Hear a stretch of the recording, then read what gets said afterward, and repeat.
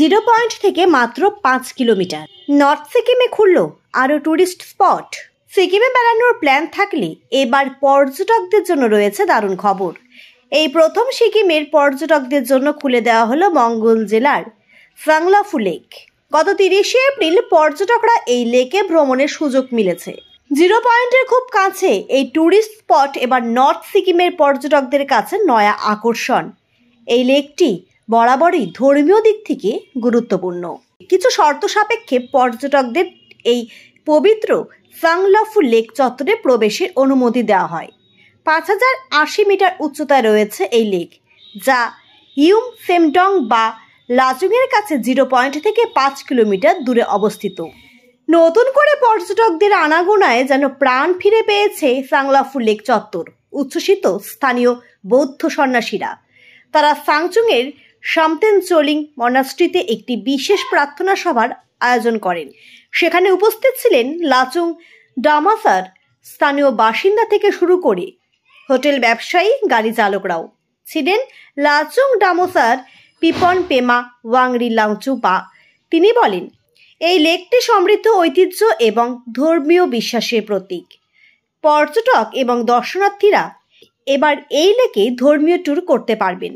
আসুন আমরা আমাদের সংস্কৃতিকে টিকিয়ে রাখার ন্যায়সঙ্গত প্রচেষ্টা করি। লেকের পরিবেশ নষ্ট না করে এই এলাকায় শান্তি বজায় রেখে ভ্রমণ করার আর্জি রেখেছেন এই ধর্মীয় গুরু। সিকিমের গুরুদাংমার লেকটি সিকিমের অত্যন্ত জনপ্রিয় একটি ট্যুরিস্ট স্পট। 2023 সালের অক্টোবর মাসেই সেখানে মেঘ ভাঙা বৃষ্টি এবং হরপা বানের জেরে সাংলাফু লেকের রাস্তা সম্পূর্ণ বন্ধ হয়ে যায়। পর্যটকদের সেদিকে যাওয়ার নিষেধাজ্ঞা জারি হয়। পরবর্তীতে রাস্তার সংস্কার হলেও সাংলাফু লেক পর্যন্ত গাড়ি নিয়ে পৌঁছানো সম্ভব ছিল না।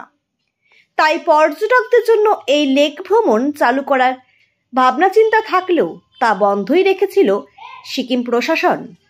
সিকিমের উত্তর পূর্ব অংশে 6224 মিটার উচ্চতায় রয়েছে সাংলাফু পিক।